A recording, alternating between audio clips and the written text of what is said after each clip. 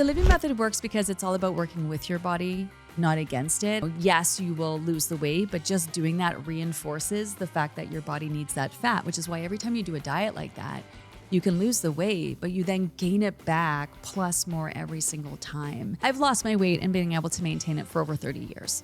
Yeah, well, that's amazing. If you want to have a treat, you have a treat and you enjoy it and that's it. And you recognize it's not ruining anything. I took it out on some cheesecake, not going to lie. Okay, yeah. Hi, I'm Rachel from Midlife Mix. Today we are talking to Gina Livy of the Livy Method. You probably heard of her from Dragon's Den to online communities. She is helping women and men across the country lose weight and keep it off. Welcome, Gina Livy, to Midlife Mix. I'm so happy to have you here. Well, thanks for having me. I want to talk about the Livy Method. It is absolutely everywhere. I've seen it online. I've seen it on TV. And I want to talk to you about how it all came to be. How did it all come to be? Oh my goodness. Well, the Livy Method actually wasn't a name that I picked. I was running these online programs and people were really loving it. It was probably about a good 4 or 5 years ago. And at some point I stopped and was like, hey, everybody, what do we call this thing that we're doing every 91 days? And someone threw out the Livy Method. And I remember my business partner was like, that's a good one. And I'm like, what? No, Livy Method. No, that can't be it. Because obviously my name is Gina Livy. I came up with the program. And so that's sort of how it got the name, the Livy Method. But years ago, I was helping people one-on-one. And I was really good at doing that. And I knew I had a special way of helping people not just lose weight, but in a way that they walk away healthier, physically, mentally, and in a way they can more importantly be able to maintain and sustain their weight. And I just had this idea of how could I put it out there and help more people. And I decided overnight one night, let me try a Facebook support group and see how that works. So I put it out one night to friends and family and said, hey, who wants to do my 12-week program? I'm going to offer it on Facebook. And I had something like 400 people overnight sign up. And I was like, okay, shoot, what do I do here? How do I do this? And so I just started showing up on Facebook every day, helping these 400 and something people, work towards their weight loss goals. And at the end of it, I was like, great, thanks. And they were all like, wait, can we do it again? And I was like, again? What? I taught you everything I know. And they're like, yeah, let's do it again. And so I was like, okay, well, if I'm going to do it again, I'm going to have to charge money because my first program was just for free to see if it even works.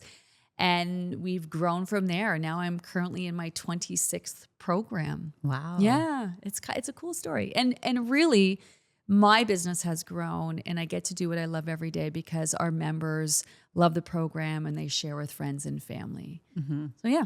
So you started with 400 and some on Facebook, and now do you know how many members or subscribers you have? We've helped hundreds of thousands of people run through the program. Our current program has 27,000 people in it. But believe it or not, even though there's that many people doing the program, we teach people how to make it really individual to their needs. And we have an app that you can use. We have our Facebook support group that you can use. We have books, we have podcasts, basically to figure out how to best help you. So 27,000 seems like a lot, but like I want to, I one day want 50 million people doing our program. So explain to me how it works or why it works, the Livy Method. Well, the Livy Method works because it's all about working with your body, not against it. And, sure, counting, weighing and measuring, starving and depriving yourself and forcing your body to burn fat is one way to lose weight.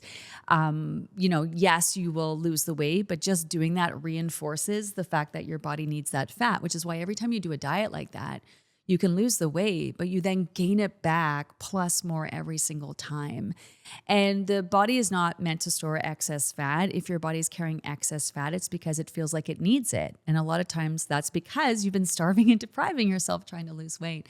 And so our program is all about giving your body what it needs so it no longer feels the need to store fat, and then help your body focus on fat loss by focusing on, yes, food, but also on hormones, trying to get better sleep, managing stress, moving your body. You have to be healthy in order to lose weight.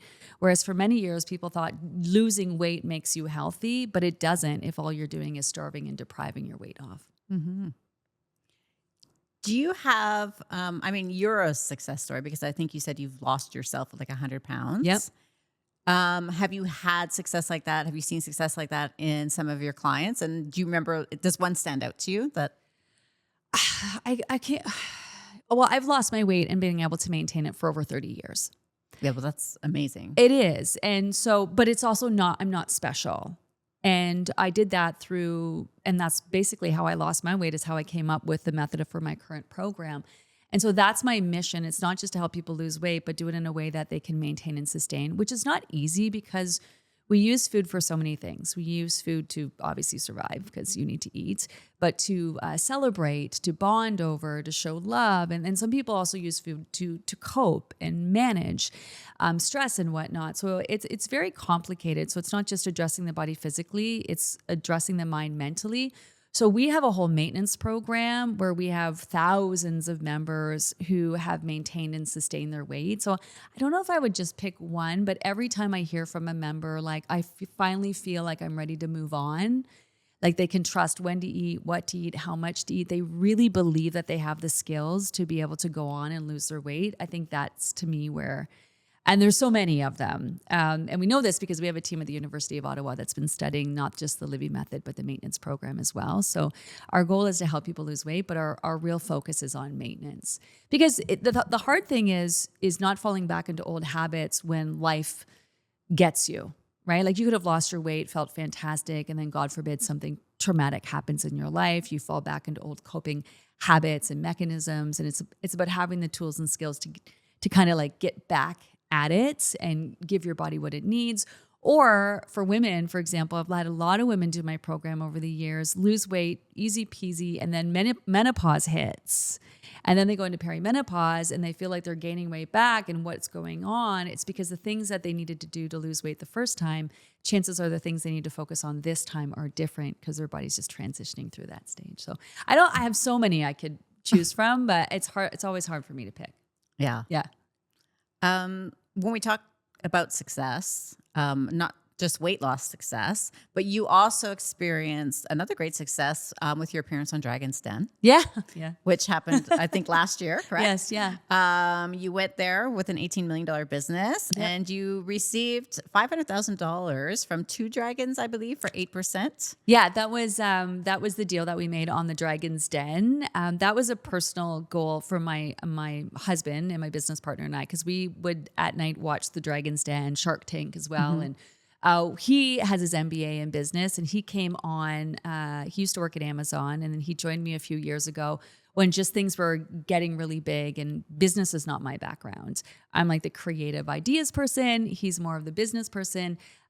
He has his MBA, was working at Amazon, had a great job, and then decided it was time to leave that job and come and work with me. And so he runs all the business behind the business. He's really good with numbers, and we run a really good, like legit business number-wise, an ethical business, a business that we feel really good about. And so we knew that when we walked into the Dragon's Den, we'd have all the answers. So we were really excited about that. But it wasn't really about the deal, because in the end, we haven't actually signed a deal for anything yet. It was really about doing our community proud, really showcasing our community. So we got to bring a bunch of our members with us who actually came on the show. And so it was just a really good personal experience and a feel-good experience for our members too. Awesome. Yeah. Okay, so it's from somebody who's never heard of the Livy method. Yeah. Okay, so let's say I sign up today. Is it still $75 to sign up? Okay, so if I give you my $75, that gives me what? So it's $75 is when I'm not saying if you sign up today, but we have a big sale coming up right now where you can get it for $75. But if you sign up after the fact, it's $99, which is still an amazing deal. So what you get is the full program for 91 days. You get use of our app, which will guide you through the program. It's also a tracker as well. You get access to our Facebook support group and community where we have real people there to answer any questions that you have and support you. I guide you through all 91 days, but more than that, we have incredible lineup of guest experts.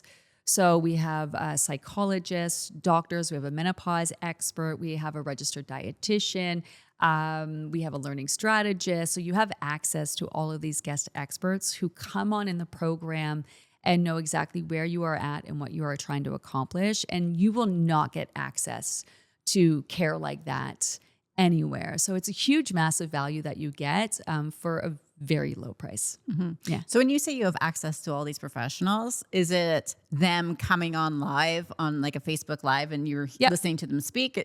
Is there an opportunity to ask questions, to connect? Yep. So we do, when we advertise our guests are coming on, people have an opportunity to let us know the kinds of questions that they want asked and answered. And then I take those same questions and then I compile a list of questions for our guest experts. I mean, pretty much everyone has very similar questions when it comes to where they're at in the program, the things they need to focus on. But the guest experts really highlight other areas. It's all about awareness. And so some people really focus on, what to eat and when, but then their stress levels are through the roof. They don't understand how that's impacting them, or maybe they're not sleeping at night. So we have a guest expert come on and talk about the psychology of sleep. So a psychologist who talks about what's happening when you're not getting sleep and how that affects your brain and the choices that you're making. And then we'll have a sleep expert come on and give us real tips for trying to get better sleep. And then we'll have a doctor come on and talk about what's happening in your body physically that's affecting your weight loss journey. Like when you're not sleeping, how does that affect your hormones and when your body's processing and digesting your food? So it's really empowering people with the knowledge to understand why they're having a hard time losing weight, or what they can do to focus on losing more weight, or to walk away and have really empowered conversations with their healthcare providers. Okay. And beyond the access to these types of professionals, do you also guide the people who sign up and tell them, okay, here's a menu, here's what you should be eating? Is it that sort of weight loss plan? So we do start with a basic food plan. It's nothing crazy. It's not low carb. It's right carbs at the right time. It's not high protein. It's making sure you're getting enough protein. We start with a basic food plan that's kind of universal for everyone. And then each week we're making slight adjustments to it so that by the end of the program, you're really understanding your needs and what you need. And the reality is that everyone's needs change day to day. So portion-wise, how much you might need compared to someone else could be completely different. And your portions, sizes, and needs change day to day. That's something people don't really understand. So it's normal for one day to not really be all that hungry, and then normal for the next day to feel a little extra hungry. Maybe you did a workout the day before. There's your appetite changes day to day. And that's one thing that counting and weighing and measuring your food doesn't really account for. So we really teach you by the end of the program how to eat in tune to your body's needs and what your body needs in order to focus on fat loss, or if you've reached your goal to be able to maintain your weight. And I was looking online about reviews, right? Yeah. And just tons of success We have stories. great reviews, except on Reddit. That's where that's where everyone I've ever kicked out of the program goes. Okay. I only kick you out of the program because you're an asshole. I don't know if I can say that on your you can say podcast whatever or you not. want, But yeah, I don't know that I would go to Reddit for reviews, but yeah. Yeah. The only thing I was wondering about, one of the feedback that I saw was that the plan itself might be described as restrictive or regimented. Is that true? That's someone who's never done the program before, or they bailed in the first couple weeks. Yeah. I'm not rigid on rules. I'm on guidelines. You have to make change in your life if you want to see change. Yep. It's all about routine is really important. Routine is the foundation of change. And other programs, you can just haphazardly, chaotically eat what you want and just eat less and count calories. So there's a rhyme and a reason, and it's science-backed, our program. And so, yeah, you have to be able to follow the guidelines. You have to make change in order to see change. But ours is actually the opposite of restriction. We teach you, for example, I'm all about, if you want to continue to eat bread, eat bread. Minimizing bread can definitely help when it comes to moving the dial on the scale for some people. Some people eat bread and lose weight just fine. For other people, it's harder for them to continue to eat bread and see the kind of results they want to see on the scale. But I've had lots of people continue to eat bread and be successful, or choose to have pizza night on Friday night with their family. I also teach people, if you're having something, let's say because you're trying to have a treat, I love that for you.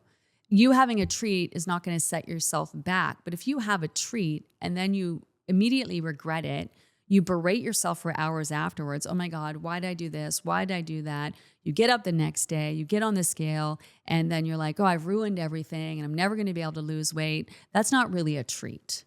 And so what we teach people is when you choose to have something that isn't working towards your goals, why are you having it? And then what is the aftermath mentally that happens? Because I want people to lose their weight in a way that they can walk away feeling healthier physically, mentally, yes. But if you want to have a treat, you have a treat and you enjoy it and that's it. And you recognize it's not ruining anything. So I actually think it's a benefit when you're not following the program perfectly, because what you are learning while having things that, okay, you're not supposed to have or ideally have, that's a great learning opportunity. So I'm like the opposite. Anyone who, I never use the word rules. There's no on plan, off plan. There's no good food. There's no bad food. So anyone who says that is highly ill-informed. Okay. Yeah.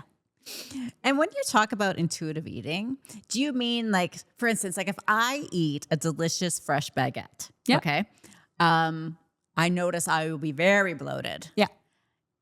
When we talk about, okay, trying to learn to eat in tune with your body and what it needs, are we saying, okay, if the baguette makes you bloated, eat less of it, just, drop it out of your diet? Like, what does that actually mean? Because we hear that all the time. We hear that, okay, intuitive eating is a thing, but nobody actually explains what that means. Absolutely right. So sometimes people, when they talk about it, they're full of shit. Yeah. They're like, oh, just think about this food before you want to eat. It takes a lot of practice to actually be, a lot of times we're really disconnected if you spend any time dieting because you're trying not to eat, right? So we don't eat when we're hungry. We don't drink when we're thirsty. We don't sleep when we're tired. We can become very disconnected when we follow diets where we're working against our body's needs and we're hungry and yet we're trying not to eat.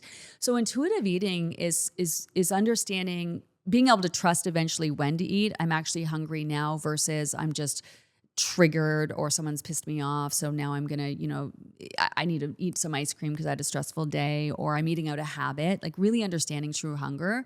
What to eat is really understanding, okay, I need some steak and I need some protein, or I need a salad, or I would like some fruit. A lot of people don't trust that because they think if you just trust your body, you're just going to eat donuts and bread and whatever. But that's not the reality. And then how much to eat. A lot of times people just get used to eating a certain amount of food. Not that they need that, but that's what they're used to. So that's where the guidelines, and back to not rules, but guidelines, and that routine is really important, so that there has to be a baseline you follow so that it allows you to be aware of when you do eat the whole baguette, you understand portion-wise that's way too much for you.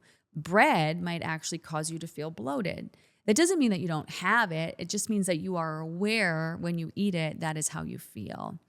And so intuitive eating it takes a while to become in tune to your body's needs and learning to trust that. It's not something that you just are like, oh, how do I feel when I have that? A lot of people oversimplify the intuition part when you need to practice being in tune. It's like practicing being in the moment, practicing being grounded, right? So it's a lot easier said than done is what I want to say about that. That's where that routine is really important. I want to talk about midlife because I feel like you help a lot of women midlife lose weight. I am midlife, so yeah. What are some of the biggest challenges women in their 40s and 50s experience when trying to lose weight? Recognizing that it's so much more than just what you eat and when. The stress, so I would say sleep and stress are really important. And that's one of the reasons why women a lot of women going through perimenopause, menopause, postmenopause have a hard time because they're not getting the sleep that they were used to getting. And so when you're not sleeping, it affects how your body processes foods. It affects your cravings. It affects a lot of things. And so, for example, a lot of women think that if they take HRT or MRT, that they're all of a sudden just going to lose weight. Taking that will help you hopefully get a better sleep, which then will help you be able to lose weight. And I think just that understanding, I think a big part of it is it's not menopause per se that causes you to gain weight. Yes, the drop in your estrogen levels can signal where you're storing fat, but a lot of it is that women are going into midlife being stressed out, having done, lots of diets, having done a lot of diets, lost a lot of muscle mass, having not being as active as they were when they were younger, losing muscle mass. And then so what happens when you eat foods or carbohydrates, your body breaks them down. Those are being stored in your liver, yes, but also in your muscle and in your fat. If you don't have that same muscle anymore, more of it goes to your fat. And so I don't know that it's necessarily midlife. I think it's the state of our body heading into midlife. And so I think a lot of women are struggling just the years of accumulation of starvation diets, the inactivity, the high stress. That's where we're maybe still dealing with children, start to deal with aging parents, or, we're recognizing we've prioritized everyone else and everything in front of our own lives. And we're now just trying to get back to that. My weight went up in menopause because, and even though I'd maintained it pretty easily for 30 years, because situational change. So I was dealing with a child with severe mental health issues, never experienced that before. My kid's father passed away, which was very traumatic for them and stressful for me. Never experienced that before. I was running a business where all of a sudden I had like 50 people where I had to pay their paychecks and run a successful company. I love it, but never experienced stress like that before. And then menopause hit. And so I had vertigo, frozen shoulder, heartburn, heart palpitations, all of that I kind of blew off as stress and then didn't take my stress seriously. So for me to get a handle on that, I had to like not only really dig deep on eating well, but managing my stress, saying no to people, doing things I never really had to do before to be able to maintain and sustain my weight. So even I, someone who lost my weight, been able to maintain it and help thousands of people lose their weight, struggled because of all that situational change. It was like the perfect storm that just had me have to go really deep to be able to maintain and sustain it. And with women, I think we're just like, I'm fine, I'm fine, I'm fine, I'm fine. So to ask me the question again, the realization that you're not really fine. And there are some changes that you are going to have to be serious about making if you want to have this transition be easier on you. I know that was a lot because it's a lot. Yeah. It's a lot.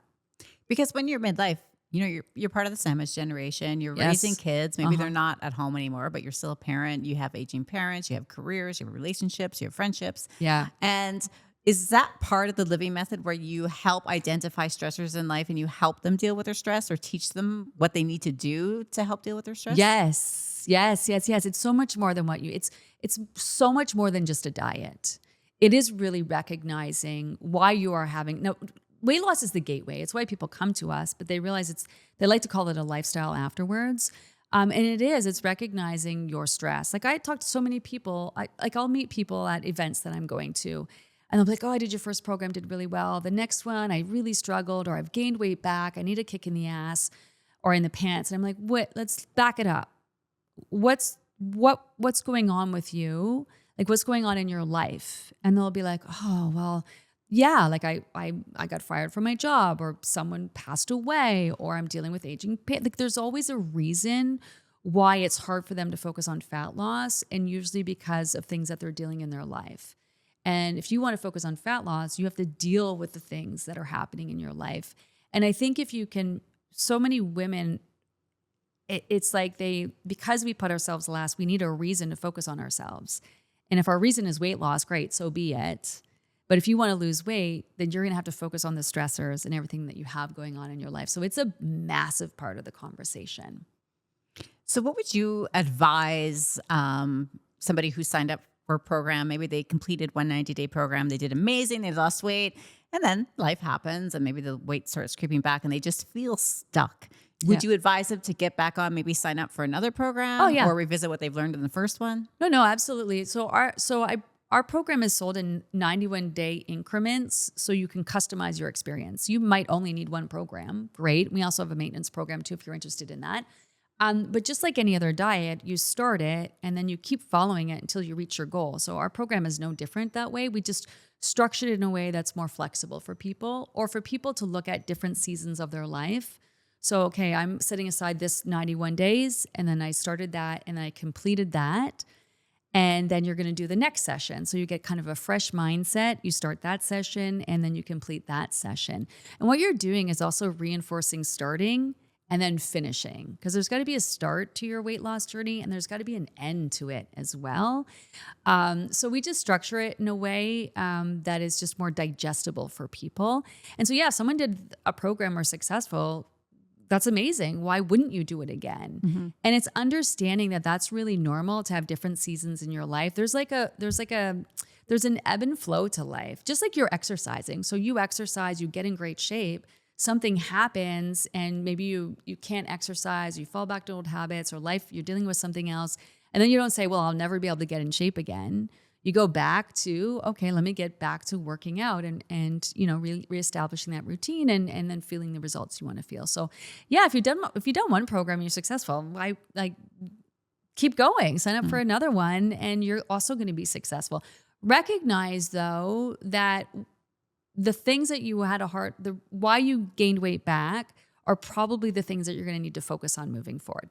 What happened in your life? You must have fallen back into old habits. Why? So it's about addressing those habits. Like a big part of weight loss is working through your issues and associations tied into food, your relationship with yourself, with food. Habits is a big one. Falling back into old habits, which is so easy to do. So you have to really work hard to create new habits that support the life you want to live. Beliefs, believing that you're worthy. I've talked to people who've lost weight and they felt fantastic. And then they got all these comments and that made them feel really uncomfortable. And then they didn't feel worthy of the changes that they've made. Past traumas for some people. Food can be very triggering. Events in life, they tend to fall back. So it's really about understanding, okay, if you fell back into old habits, you started to gain the weight back, why did that happen? And then that would be a focus for you moving forward. So how do we disassociate how we're feeling with the food we're eating? So for instance, I got some job news I didn't like, okay? Yeah. I took it out on some cheesecake, not gonna lie. Okay, yeah. And you know what? It made me feel better. Great. Why does a piece of pumpkin cheesecake make me feel better about maybe losing a job or losing a gig, or what does it do to our stress levels? Or is it the sugar that just gives us that dopamine hit? Why does it make us feel better in the moment? In the moment, because you do get a dopamine hit, you also can't think and eat at the same time. Your association might be it's a treat and I'm deserving. It could just be mine is like wine. And I don't even have to drink it. It's just holding it makes me feel like I'm taking time for myself. Screw everybody else. This is me time. Mm-hmm. So it doesn't matter what it is. It could be wine. It could be cheesecake. It could be chocolate chips or whatever. And so there's nothing wrong with that. What happens though is that for a lot of people, it creates a snowball effect. So an aftermath of you physically feel bad and then you mentally feel bad. Then you feel like you're the worst person. Then if it's tied into your weight, oh my goodness, I physically feel crappy. I'm never going to be able to reach my goals. And then if the punishment follows, I had that cheesecake, therefore I'm going to starve myself the next day, right? That's the problem. Or the all or nothing. So I'm on my diet, for lack of a better word, and I feel fantastic. I have this news. It pissed me off. I'm going to eat the cheesecake. And then that thinking that I've ruined everything. So let me blow off the whole day, the whole week, right? Just because of this one piece of cheesecake. And so that's the problem. The problem isn't having a cheesecake. If you want to have cheesecake and you love cheesecake, great, have a piece of cheesecake. It's all the rest. And that's the sustainable part. That's making real change in your life. You want to live your life and be able to enjoy all the yummy bites of bits. Mm-hmm. If now you had that cheesecake and it didn't if you felt great, and oh my God. So Thanksgiving, when we had Thanksgiving, this past Thanksgiving, we overate dinner. We all the whole family felt bleh. 2 hours later, we're watching a movie, and I'm like, I didn't get any of the dark meat. I would love some dark meat and gravy. And I think my husband was like, well, I would love some pumpkin pie and ice cream. And my other kid was like, well, I would love this. We immediately jumped off the couch, went and got food, and sat there and pulled out all the containers and just had this feast hours after. It was joyful. My kid said to me the other day, remember when we did that? My only association of that was joy. Yeah, our bellies are full. We felt disgusting afterwards. But even the next day, it was so joyful. If that is your association to that moment for you, I love that. But if it's not, then that means you have work to do. So this is where you'd say, okay, I had a really stressful time at work. That person pissed me off. What could I have done?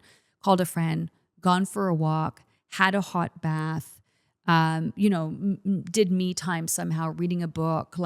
If I'm not happy with eating the cheesecake as my method of coping, what could I have done in that moment? Now, next time, you might choose the cheesecake again. If you're unhappy again, double down on what else could I do that makes me feel better? If you had the cheesecake and that doesn't bother you, no big deal, right? So that's where you want to get to, where you're calm around food. So it's truly bringing you joy. If it's not bringing you joy and it's not bringing you peace, then that's problematic. Yeah. Again, complicated. My problem is I eat the cheesecake and I don't feel bad about it. And then I don't starve myself the next day. But I did give the cheesecake away. Yeah, There you there's go. nothing wrong. Like Yeah. it's not the it's more how people eat every day rather than that one time you indulge, or the turkey stuffing and pie on Thanksgiving, or the Halloween candy, or whatever it is. That's not the problem. It's usually every day. That's more the problem. Yeah. Why do the diets that we adapt in our 20s and 30s, we've all done them, okay? For Yeah. everything from the carnivore diet, the endocrine diet, the Weight Watchers, whatever it is. Maybe that worked when we were 20, 25. Yes. Maybe it worked when we were 30, but why now that we're 45 or 50 or whatever it is, maybe those methods just don't work anymore. Why is that? No, because your body's really smart. It's designed to keep you alive. And so when you're young, you've never gone on a diet before. Great. You drop the weight real quick and then you gain it back eventually. I mean, the problem with those diets isn't really the weight loss part. It's the being able to maintain and sustain it part. And that gets harder as you get older because your set point, so the weight that your body feels like it needs to function at, gets higher and higher and higher. So you lose weight, you starve yourself, your body burns that fat, and then the first chance it gets, it stores it all back, plus more, to make sure that if that happens again, it's ready for it. And so that creates a really high set point. And your set point is like a range of weight where your body's adjusted your hormones, your body temperature, your hunger hormones adjust. So you need a certain amount of a portion of food in order to maintain that weight. So it's happy there, but it's not happy there because your body's not looking to carry extra fat. Every extra pound of fat is hard on you. And so your body just catches on to that. And so this is where it gets, your metabolism slows, which is one part of the program. But really it's just about your body feeling like it needs to store that much fat in order to keep you alive. Mm-hmm. And as you get older, it's the accumulation of that. Yeah. Yeah.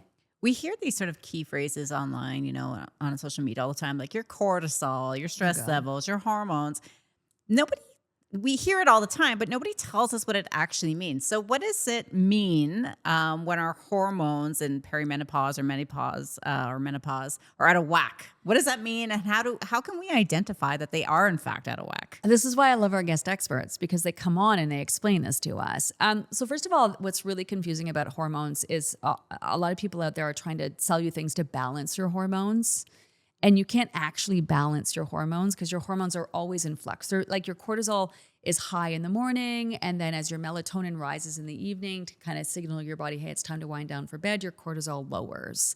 And the problem with women is your cortisol can get a little out of whack where it's still high in the evening, and that's why you're wired. You're tired during the day and wired before going to bed. And then that's where you want to look at your morning routine, right? Make sure you're getting sunlight and light early in the morning. You're more active in your day, and you try to address your hormones. So that's one thing.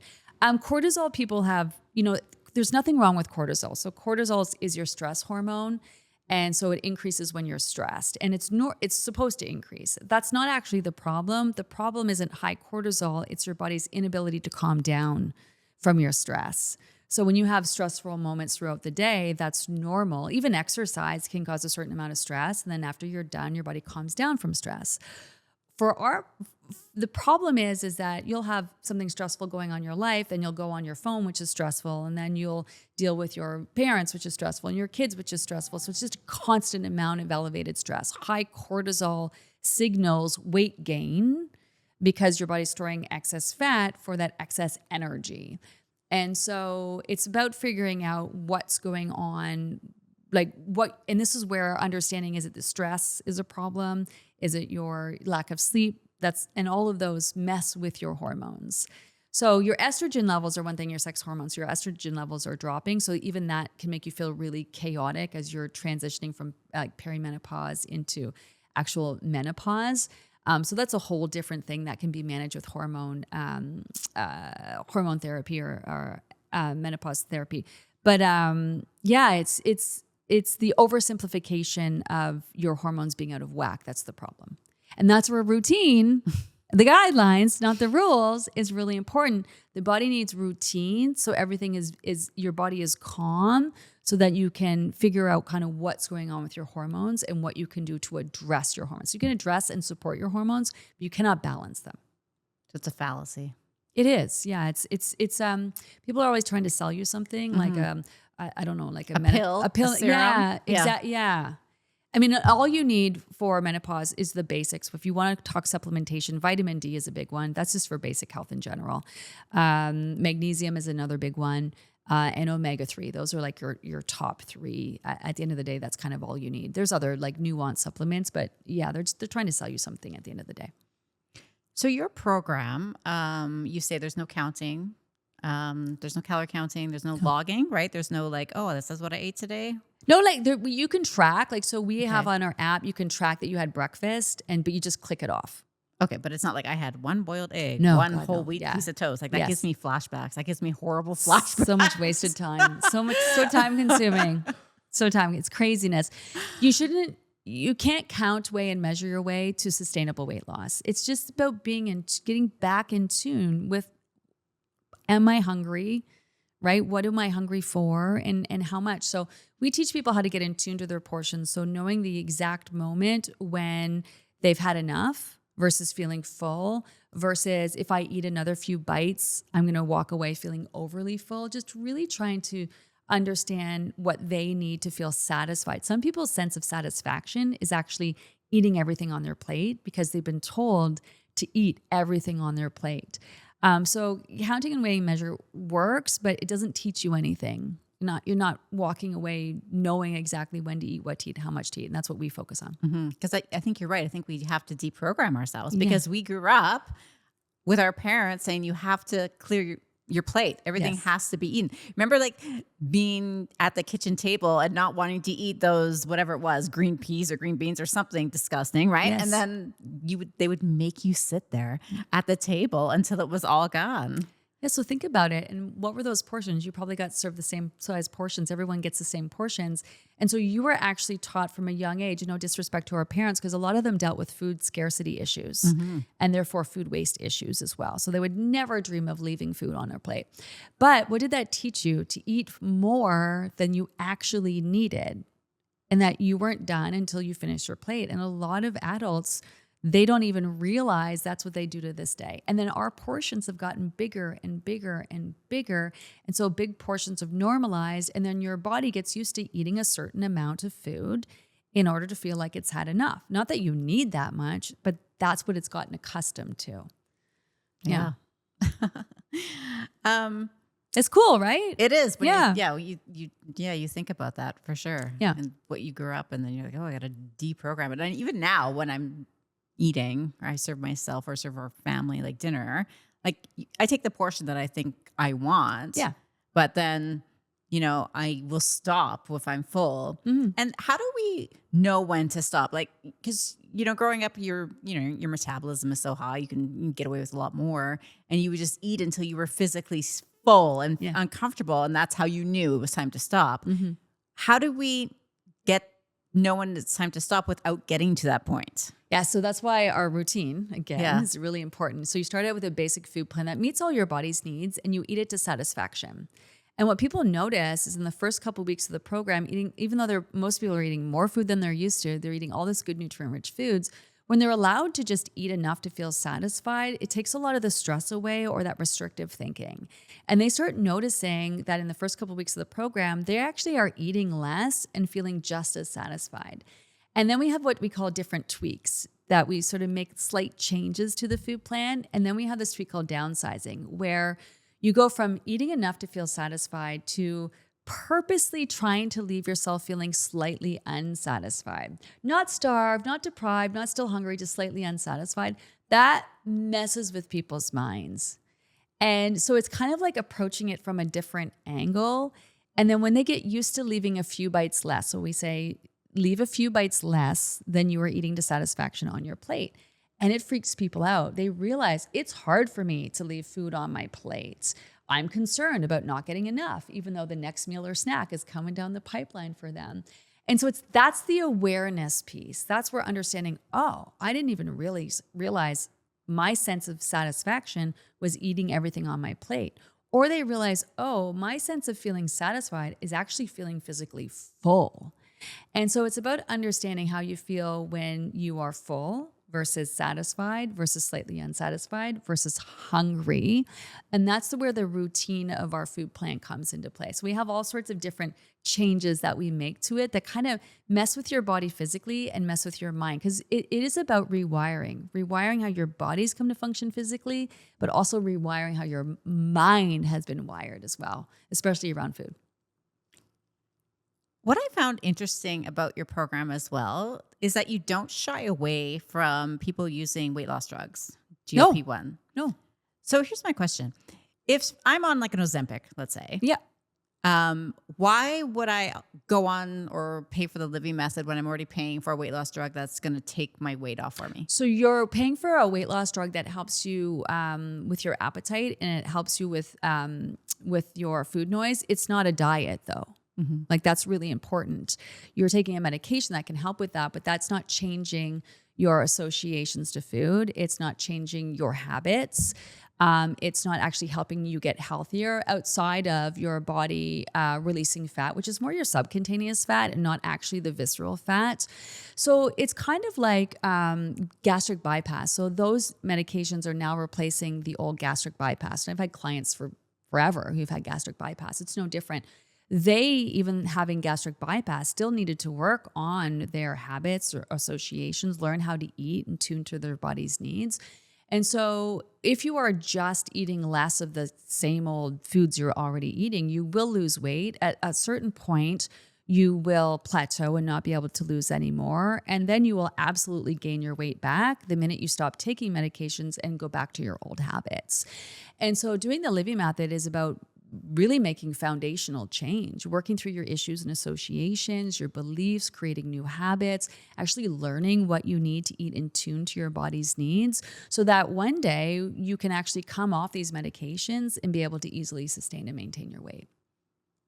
What's one thing that we're getting wrong about losing weight, especially midlife?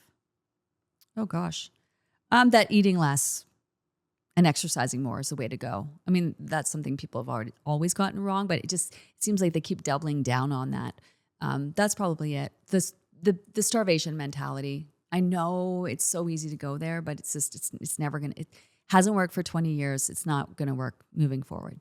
Oh, fasting. Are we supposed to, that's another key one, right? Intermittent fasting. Are we supposed to be doing that? Yeah, this is really cool. So I had an opportunity to talk to Jason Fung, who's the author of the Obesity Code, and he's all about fasting. And the problem is we confuse fasting and mix it with dieting. So fasting is not just eating less or exercising more. Fasting is continuous number of hours, and then what you eat is really important. And so there's for autophagy, which is where when you're fasting, your cells are actually your body's clearing through old cells, and it can actually be quite healthy for you, but it's not a way to lose weight. But your body does need downtime without you eating foods. And so how we incorporate this into the program is don't eat after dinner and give your body that 12 hours ideally until you eat your next meal or snack. And so this is where people who are into they do want to give their body that time. They can have an option to have breakfast or not have breakfast. And then regardless of whether they had a high protein breakfast or choose not to have it, they start their day with that mid-morning snack. So the problem with fasting is that people go too long without eating.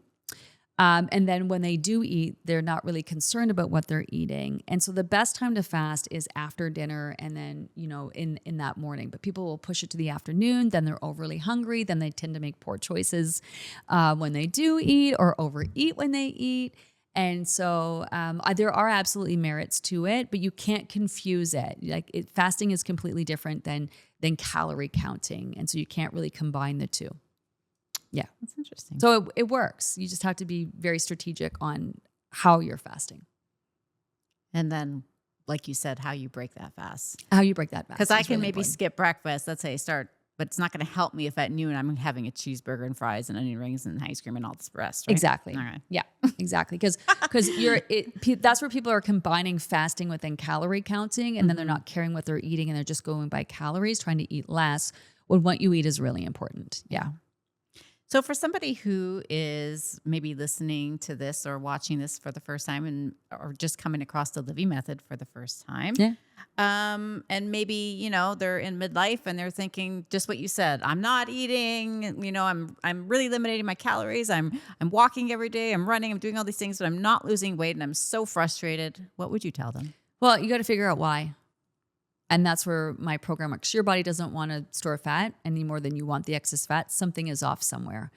And this is where my program helps you give your body what it needs and helps you figure out what you need to do to help your body focus on fat loss. It's just my program is for anyone looking to lose weight, but more than that, do so in a healthy way and in a way that they can move on. My wish for everyone is that they move on for dieting. Be able to maintain their weight like I have for 30 years easily. Sometimes I'm on the higher end of my weight. Sometimes I'm the lower end of my weight. When I went through menopause and all that stress, I was on the higher end. But then I also had the tools and skills to be like, okay, what does my body really need right now to be able to manage my weight, for a lack of a better word. So it's just about the tools and skills that you need to lose weight and maintain it, and then be able to live your life without being obsessed about your weight and just be in tune to when to eat, what to eat, how much to eat. And that takes work. But with my program, I figured out a way to make that as simple and as painless as possible. Mm-hmm.